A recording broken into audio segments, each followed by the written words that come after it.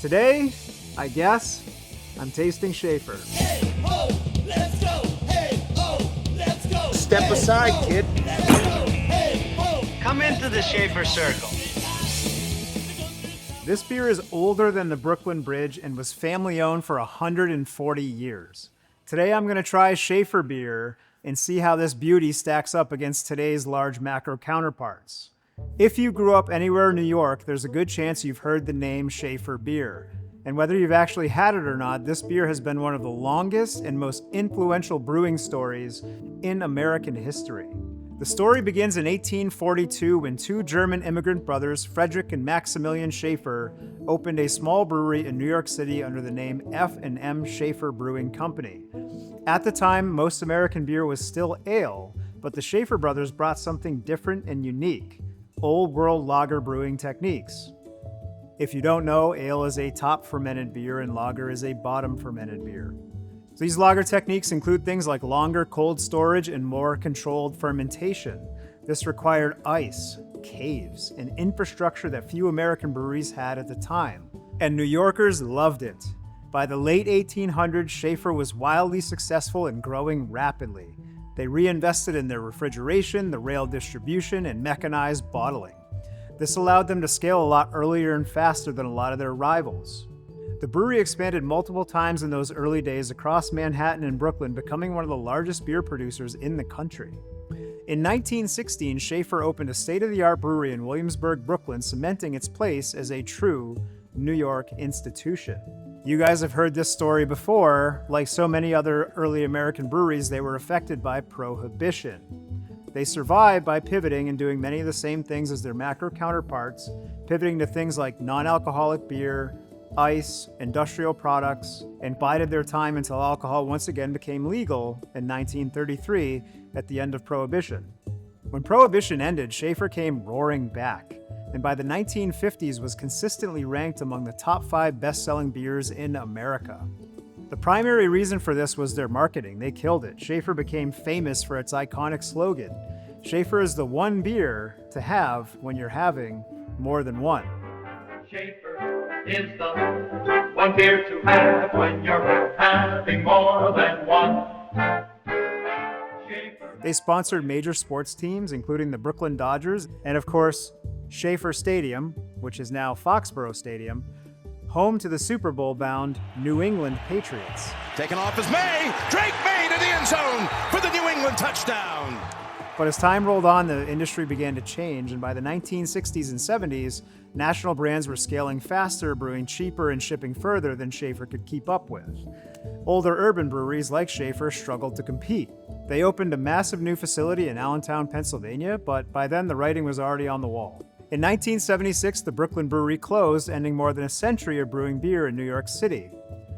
Just a few years later, in 1981, the Schaefer family company sold to the Stroh Brewing Company. The brand did survive, but it slowly faded as consolidation took over the beer world. Then once again came another seismic shift. In 1999, Stroh itself was acquired by the Pabst Brewing Company, a company known for preserving classic American beer brands. And today, as we can see, Schaefer still exists.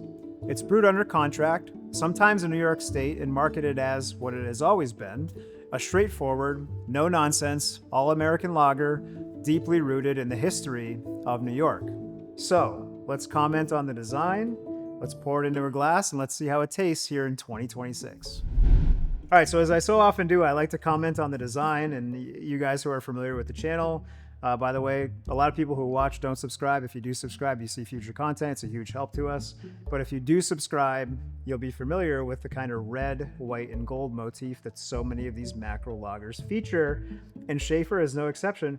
They kind of have a nice, like, dark sky blue thing going on here on the Schaefer word mark. And then again, down here where it states that this is indeed America's oldest lager beer. But the design is very clinical, very common. It does have like kind of an old worldy classic feel. They haven't tried to modernize the design by the appearance of this, which I respect. Other novelties on the label: proudly brewed in the United States of America using the finest quality ingredients. Established in the United States in 1842. Kind of a patriotic slant here on the can. We would like to express sincere thanks to our Schaefer customers for their loyalty and support. Interesting. I mean, this beer's changed hands a lot of time, but that message feels like it comes from the original owners, who are long since responsible for taking care of this beer. How do we get our hands on it, guys? Yankee Spirits, down the road, cold, warm. Warm beer on the floor. I have to be honest, I'm not super familiar with Schaefer nor its history, so diving into this beer and the history for this video is very interesting for me. And when I do pour it into the glass now and give it a try, it will also be the first time I've had it. The question, as always, is, how does this stack up against macro lager? And should I buy it relative to its mass market, Coors, Miller, Bud counterparts? And I don't know. We'll find out. Beautiful pour in the glass. Crystal clear, a little bit on the golden, kind of maybe a touch more orange than we've been accustomed to seeing on the channel. Brilliant clarity, clearly filtered. Beautiful head, great head retention, big foamy beer, which is really nice. Really looks great in the glass, I have to say. 10 out of 10 for appearance. Now on the aroma.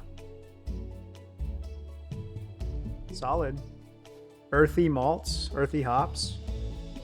Kind of bready, a little bit of like biscuit character. On the taste.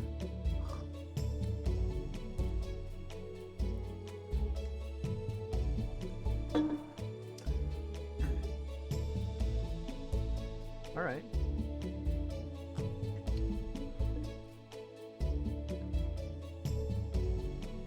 It's a little bit different than I expected. I like it. It's a fair amount of hop character. It's kind of dry. I'm not getting a ton of sweetness. The malt character comes through quite nicely. It remains pretty crisp, but it has a full body. There's a little bit of fruity character on the ferment, which you guys know that I don't particularly love, but in a macro lager, it's not considered a flaw. It's kind of a matter of preference, and in this case, it works pretty well.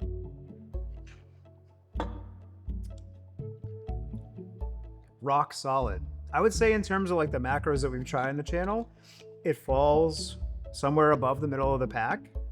I wouldn't turn one down. In fact, I might go out of my way to get one, especially if it was cold and fresh.